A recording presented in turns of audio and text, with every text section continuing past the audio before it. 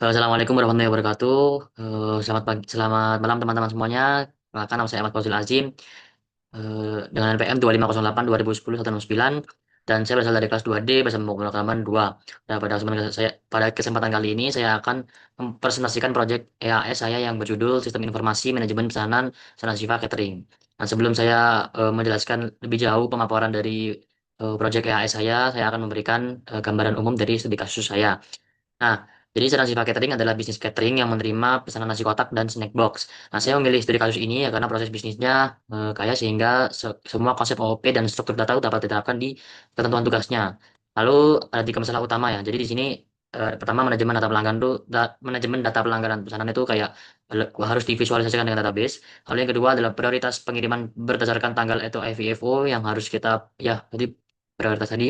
Dan yang ketiga adalah pelacakan perubahan status yang bisa dibatalkan jika terjadi kesalahan atau LIFO alias kayak revisi apa yang diinputkan sebelumnya gitu kayak diunduh lah istilahnya.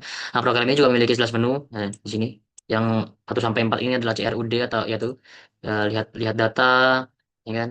Ada juga eh, tambah pesanan dan lain-lain sampai 1 sampai 4 itu, dan eh, QFIFO tayangan 5 sampai 6, stack LIFO 7 sampai 9, dan juga link list dan downcasting di menu yang 10. Untuk tabel database, saya di sini menggunakan database Catering DB ya kan. Lalu di sini saya juga memiliki tiga tabel. Yang pertama adalah pelanggan di sini. Nah, nah di pelanggan di sini itu saya menyimpan ID, nama, alamat, telepon, dan primary key-nya adalah ID pelanggan. Lalu di pesanan ini, dan juga saya ini adalah tabel inti. Foreign key-nya adalah ID pelanggan ke pelanggan. Lalu ada juga foreign key dari ID produk ke produk. Lalu atribut ya tadi ID dan juga jumlah kotak, tanggal pengiriman untuk FIFO, total harga, status pesanan, dan status pengiriman. Oke, dan yang ketiga dan yang ke yang ketiga adalah produk. Dan di sini produk ada ID produk sebagai primary key-nya, nama produk, harga satuannya berapa, dan juga minimum pesanannya ada berapa. Dan yang terakhir adalah riwayat status yang which is ini khusus untuk stock ya. Kalau di Java-nya. Relasi dengan Java adalah dia untuk stock. Dan dia juga menyimpan ID pesanan untuk ID pesanan dari foreign key pesanan, pesanan, dan juga dia menyimpan ID riwayat sebagai primary key, sorry. Lalu status lama, status baru, dan juga waktu yang terbaru juga. Nah, saya pisahkan pelanggan dan pesanan untuk normalisasi data dan tabel riwayat status untuk mendukung operasi unduh tadi. Oke, di inheritance ini saya memiliki class parent 1 dan juga child class 2. Nah, ini parent classnya adalah kelas pesanan, child 1 dari kelas adalah nasi kotak, lalu kelas snack box yaitu sebagai child 2-nya.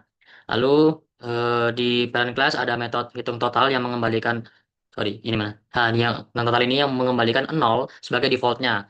Lalu di child class saya juga ada override method, itu juga untuk menghubungkan harga dari masing-masing masing-masing kelasnya. Seperti di sini harganya 18.000, dan juga untuk yang snack box juga harganya 12.000 untuk metode yang tadi. Nah, alasan alasan saya menggunakan override tersebut adalah perhitungan total harga itu berbeda tergantung dengan jenis produknya. Jadi ini bukan hanya sekedar mengubah text outputnya saja, tapi juga mengubah logika perhitungan matematisnya. Jadi sehingga sesuai dengan kebutuhan bisnis catering tersebut.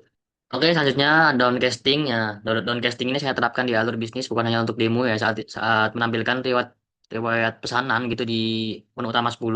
Nah, saya menggunakan link list manual. Nah, jadi setiap node berisi objek pesanan. Nah, saya cek apakah objek tersebut adalah nasi kotak. Nah, menggunakan instance of tadi. Nah, jika iya, saya downcast nasi kotak untuk mengakses metode khusus tampilkan menu ini. Nah, itu adalah metode khusus dari nasi kotak tersebut. Nah, alasannya adalah dalam sistem catering, setiap produk memiliki detail menu yang berbeda-beda. Maka downcasting itu memungkinkan saya untuk menampilkan menu spesifik nasi kotak ketika pesanan tersebut memang nasi kotak. Jadi selanjutnya adalah manual queue atau bisa disebut FIFO, jadi sesuai ketentuan EAS. Saya nggak menggunakan queue bawaan dari Java, saya membuat manual queue dengan node saya sendiri, itu queue node. Nah, operasi NQ dan DQ saya implementasikan manual berikut sintaks-sintaksnya. Oke, langsung saja kita ke demo menu 5, kan? Yang which is adalah implementasi dari PFO to queue yang berhasil. Jadi yang awalnya pelanggan 8 itu adalah menunggu, jadi diproses. Oke, lanjut ke implementasi dari DQ. Oke, maka yang awalnya ini adalah masuk antrian manual queue, maka jadi diproses. Kita lanjut ke manual stack LIFO. Jadi untuk stack ya, saya juga membuat manual dengan stack stack node juga di sini kelas stack node. Nah, jadi operasi push dan popnya juga saya implementasikan sendiri ya. Langsung saja kita ke menu utama dan kita pilih menu yang ke-7. Jadi di sini 7 ini adalah implementasi implementasi dari push stack. Nah, maka berhasil diupdate ya. Lanjut ke 9, yakni kita lihat riwayat status dengan stack LIFO tadi. Eh, jadi menu 9 ini menampilkan riwayat status dengan urutan terakhir di atas LIFO. Terakhir di atas, sorry. Jadi saya ambil data dari database, lalu masukkan ke manual stack, lalu ditampilkan. Nah, seperti ini. Nah, maka akan record perubahan tersebut. Nah, selanjutnya untuk pop, jadi di menu 8 ini, nah, jadi di menu 8 ini kita mengambil riwayat terakhir, lalu mengembalikan status pesanan ke status yang lama gitu. Lalu menghapus riwayat tersebut di LIFO. Nah, ini adalah fitur undo yang sangat berguna jika admin salah mengupdate status. Oke, terakhir link list manual. Jadi saya membuat kelas node dan link list pesanan sendiri dengan metode tambah untuk menambahkan node di akhir list. Nah, berikut tambah. Oke, langsung saja kita ke menu utama dan implementasi dari link list manual di sini adalah lihat riwayat pesanannya. Nah, nah, jadi gini. Oke, jadi menu 10 ini mengambil semua pesanan dari database, mengurutkan berdasarkan tanggal pesannya, lalu memasukkannya satu persatu ke dalam link list pesanan manualnya tadi. Kemudian metode tampilkan akan mencetak setiap node dan di dalamnya terjadi downcasting seperti yang sudah saya jelaskan tadi. Berikut tampilkan ini. Nah, jadi dengan ini link list benar-benar digunakan untuk menyimpan dan memproses data objek, bukan hanya sekedar hardcore saja.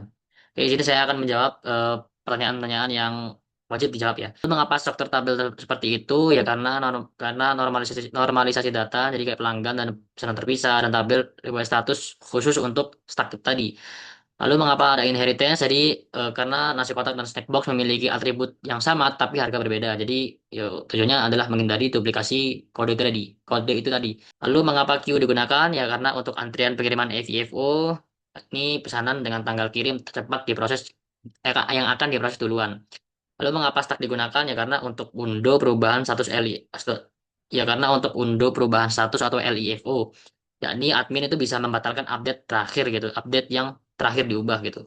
Lalu bagaimana sih semua komponen terhubung? Jadi komponen terhubung yang pertama adalah database, lalu dihubungkan dengan DAO, lalu nanti dihubungkan dengan inheritance atau override, lalu dihubungkan dengan manual manual queue atau stack atau link listnya tadi, lalu akan digabungkan, lalu akan terintegrasi ke menu. Jadi semua itu akan terintegrasi dalam satu alur bisnis.